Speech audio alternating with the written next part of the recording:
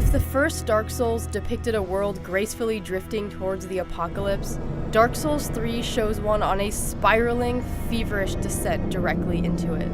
It's a fierce and punishing behemoth of a game that dares you to take a step forward before knocking you back again and again and again.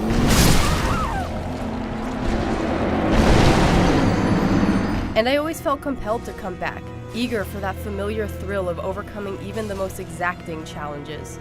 Beyond a few disappointing boss fights, Dark Souls 3's epic scale, aggressive obstacles, and rich lore make it the grandest and fiercest Dark Souls adventure yet.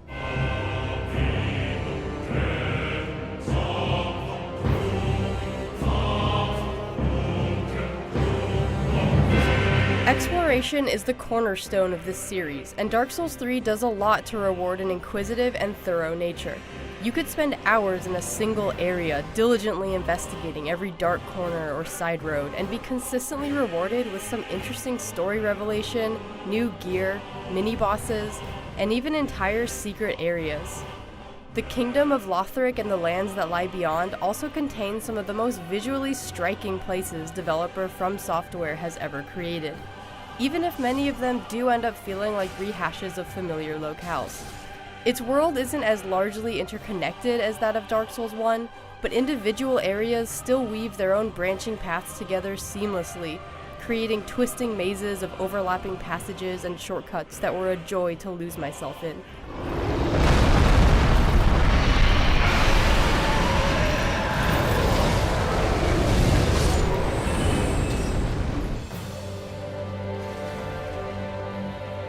The brutality of Dark Souls 3's worlds and the beasts that roam there are matched only by its vicious new weapon arts, which add variety and style to an already strong combat system. One moment, I'm crushing enemies with the devastating weight of my greatsword, and the next, I'm turning the giant hunk of curved steel into a graceful propeller of destruction.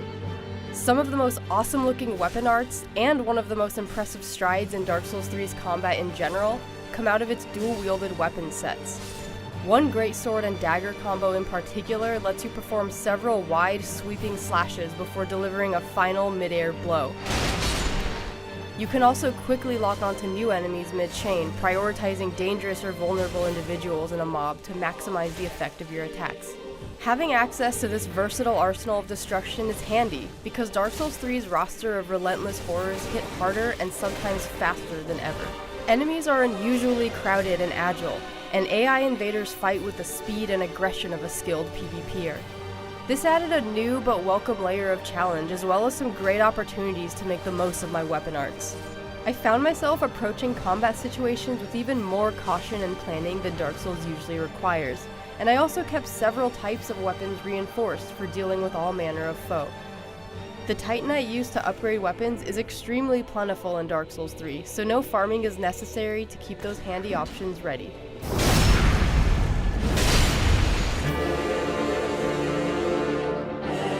Dark Souls 3 experiments a lot more with the boss fight structure as well. Boss fights have two phases now, in much the same way Bloodborne does. New movesets and sometimes a brand new health bar halfway through boss fights kept the tension mounting and prevented me from getting lazy with my tactics. Some of these bosses have well-placed weak spots that must be targeted to deal damage, while other times they require a bit more puzzling to take down. Those were always interesting in concept, but more often than not resulted in fights that felt underwhelming. Taking down a hulking giant in 4 hits is a waste of an awesome boss design, even if the method is pretty cool.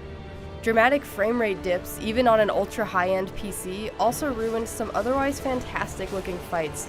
But overall, the awe-inspiring designs, moves, music, and lore implications make Dark Souls 3's boss battles incredibly memorable and sometimes even surprising experiences. If Dark Souls 3 truly is the last in the series as we know it, then it's a worthy send-off. Weapon arts allow stylish and versatile new moves without tarnishing the purity of the combat system. Lothric's awe-inspiring locations provide visually stunning arenas for rigorous exploration and fierce face-offs with hosts of deadly enemies and even deadlier bosses. While not all the risky changes land as neatly as others, Dark Souls 3 is a powerful journey, and the sequel the Dark Souls series truly deserves. For more on all things Dark Souls, stick with IGN.